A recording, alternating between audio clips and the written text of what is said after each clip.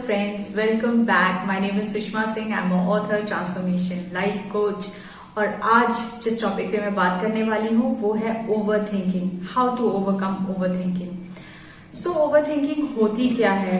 Over thinking मतलब कोई एक थॉट जो हम बार बार सोचते रहते हैं और समहाउ हम अपने आप को एक नेगेटिव स्पाइरल में ड्रैग कर लेते हैं। मतलब हम उसके बारे में सोचते रहते हैं। कुछ एक पर्टिकुलर थॉट होता है जो कॉन्स्टेंटली हमारे माइंड में चलता रहता है। हम बहुत कोशिश करते हैं उससे बाहर निकलने की, बट समहाउ हम उससे बाहर नहीं निकल पाते हैं।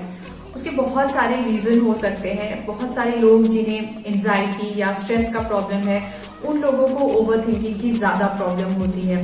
But other than that, generally over thinking एक ऐसी प्रॉब्लम है जो कि मैं जिसे कहती हूँ कि वो एक एपिडेमिक है। मतलब सब जगह प्रेजेंट है और सब लोगों में हो रही है।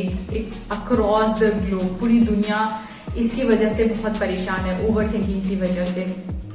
सो इट्स ओके अगर आप भी ओवर थिंक करते हैं। So it's okay, it happens to so many people. बहुत लोगों के साथ हो रहा है। पॉइंट इज, आपने इस बात को रियलाइज किया, अब आप अवेयर हैं और आप विलिंग है उसे चेंज करने के लिए, अपने अंदर चेंज लाने के लिए, उस पैटर्न से बाहर निकलने के लिए।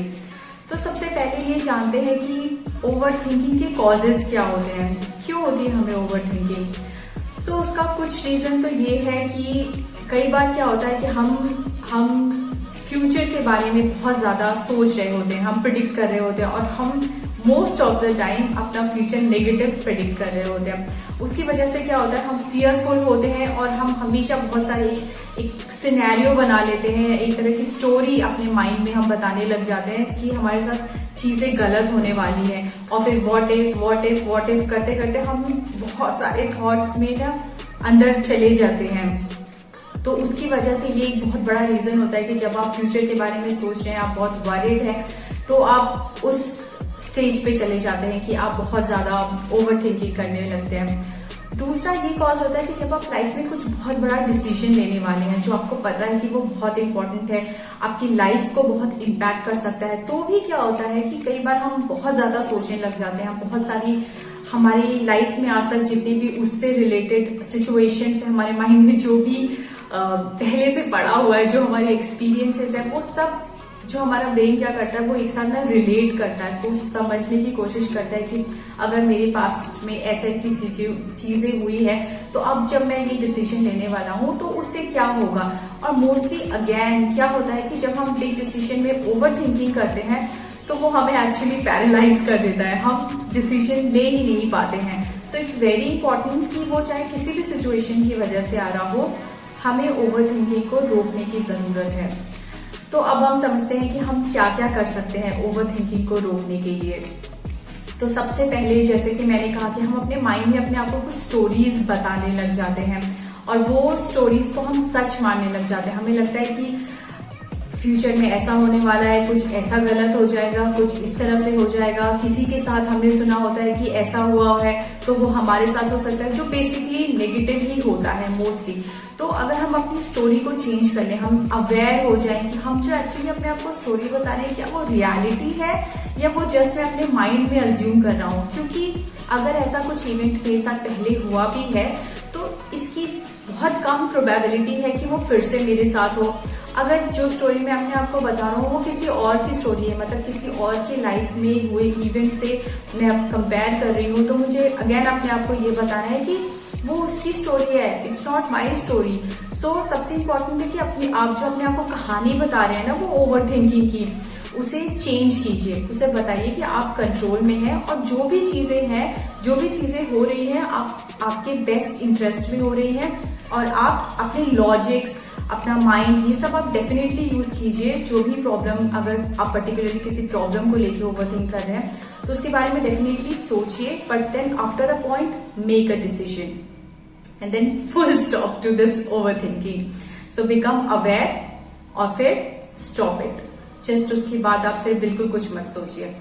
नेक्स्ट चीज जो हम कर सकते हैं ओवरथिंकिंग को रोकने के लिए वो है मेडिटेट करना। सो मेडिटेशन इज समथिंग जो हमें ना एकदम से बहुत काम कर देता है, हमें सेंटर कर देता है। तो अगर आप बार बार ओवरथिंक कर रहे हैं तो आपका माइंड ना कंटिन्यूअसली एक लूप में घुसते जा रहा है। सो इंस्टेड अगर आप साइलेंटली कुछ देर के लिए बैठ जाएं, डीप ब्रीदिंग करें। और उसके बाद जैसे मैं क्या करती हूँ मैं आपको वो बताती हूँ। जैसे मैं जब कई बार ऐसे ओवर थिंकिंग या कुछ ऐसे डिसीजन होता है या मुझे ऐसा लग रहा है कि मैं एक नेगेटिव पैटर्न में घुस जा रही हूँ, so what I do is मैं एक जगह बैठ जाती हूँ शांति से, आई ब्रीथ, और उसके बाद फिर मैं फोकस करती हूँ अपने सेंटर ऑफ हेड पे, और फिर मैं कोशिश करती हूँ ये जानने की कि वो क्या चीज है, मतलब एनालाइज करती हूँ वो सारी सिचुएशन को जब मैं मेडिटेट कर रही हूँ, और मैं उसे जस्ट उस पूरे इवेंट को अपने सामने से होता हुआ देखती हूँ। मैं उसे कुछ भी जज नहीं करती। But most of the time मेरे साथ क्या होता है कि मैं उस इवेंट को जब मैं बहुत साइलेंटली एक थर्ड पर्सन के पर्सपेक्टिव से देख रही होती हूँ तो मुझे समहाउ वो सोल्यूशन मिल जाता है। And I am very sure अगर आप ये करेंगे तो आपको भी डेफिनेटली सोल्यूशन मिलेगा। सो आप मेडिटेशन जरूर ट्राई कीजिए, ओवर थिंकिंग को रोकने में ये बहुत हेल्प करता है। Next is exercise. So exercise एक ऐसी चीज है जो कि हमें पता है कि वो हमारी बॉडी में अच्छा ब्लड सर्कुलेशन करती है, गुड हार्मोन्स रिलीज करती है। तो उसकी वजह से क्या होता है, बिकॉज हमारी फिजिकल और मेंटल हेल्थ कनेक्टेड है। तो अगर आप एक्सरसाइज कर रहे होते हो आप अपने आप को दोनों तरह से हेल्प कर रहे होते हो। तो जो आपकी ओवर थिंकिंग है उसको भी सबसाइड करने में, क्योंकि गुड हार्मोन्स रिलीज होते हैं उस टाइम पे बॉडी में, आपकी बॉडी फिजिकली फिट होती है। अगर आप कॉन्स्टेंटली एक्सरसाइज मतलब रेगुलरली एक्सरसाइज कर रहे हैं तो वो आपको एक बेटर डिसीजन लेने में हेल्प करती है। आपका ऑक्सीजन लेवल बढ़ता है, आपका फोकस बढ़ता है, आपकी डिसीजन लेने की कैपेबिलिटी अच्छी हो जाती है। So incorporate exercise in your daily routine, उससे आपको डेफिनेटली बहुत बहुत हेल्प मिलेगी, क्योंकि मुझे मिलती है। बहुत सारे लोगों को ये भी प्रॉब्लम होती है कि वो हमेशा ना फ्यूचर में जी रहे होते हैं या फिर अपने पास्ट में जी रहे होते हैं। तो वो जो ओवर थिंकिंग है वो हमारे पास्ट के इवेंट से आ रही होती है। तो अगर हम ऐसा कर सके कि उस पास्ट इवेंट को पास्ट में रहने दें, मतलब हम अपने आप को ये समझा सके कि जो भी चीजें पहले हो चुकी हैं वो अब फिनिश हैं, अब वो खत्म हो चुकी हैं, तो उसके बारे में हमें बार बार सोच करके हमें कोई बेनिफिट नहीं मिलने वाला है। हम उससे अपनी एनर्जी, अपनी एफिशिएंसी लूज करने वाले हैं। तो हमें अपने आप को नहीं कॉन्स्टेंटली रिमाइंड कराते रहना है कि we should not live in the past. उसे छोड़ दो, अब आगे बढ़ जाओ, जो भी है live in present. And if you want आप थोड़ा सा आगे फ्यूचर के बारे में सोच सकते हैं, but try to live in present moment. ये एक बहुत इंपॉर्टेंट चीज है ओवर थिंकिंग को ओवरकम करने के लिए।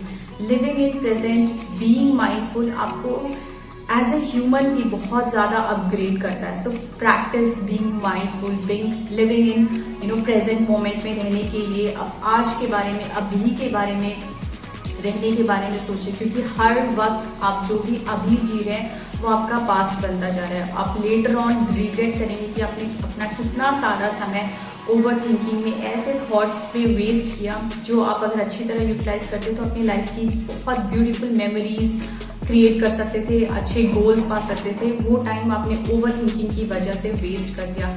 सो आप ये बहुत रिग्रेट करेंगे। तो इस बात को रियलाइज करिए और पास्ट में जीना बिल्कुल छोड़ दीजिए। मेरी लास्ट एडवाइस ये होगी कि अगर आप ऐसी सिचुएशन में, जैसे कि आपको बहुत ज्यादा एंजाइटी, स्ट्रेस या डिप्रेशन वाली आप सिचुएशन में है और आप खुद से नहीं कर पा रहे, क्योंकि कुछ लोगों को बहुत क्रॉनिक ओवर थिंकिंग की प्रॉब्लम होती है, वो इतनी बुरी तरह से नेगेटिविटी के पैटर्न में फंस जाते हैं कि उनके लिए बहुत डिफिकल्ट होता है बाहर निकलना। इवन उनके फ्रेंड्स, सराउंडिंग, अच्छे बुक्स पढ़ना, मेडिटेशन भी उनको हेल्प नहीं कर पाता है।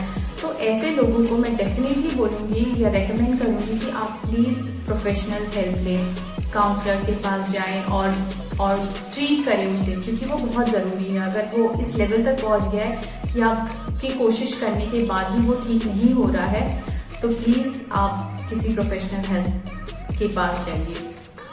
सो ये मेरे कुछ सजेशन से ओवर थिंकिंग को ओवरकम करने में। आई एम वेरी श्योर आपको ये बेनिफिशियल लगे होंगे, और अगर लगे हैं तो प्लीज इसे लाइक, शेयर और सब्सक्राइब कीजिए, बिकॉज आपके लाइक और शेयर्स और आपका सब्सक्राइब करना मुझे बहुत मोटिवेट करता है।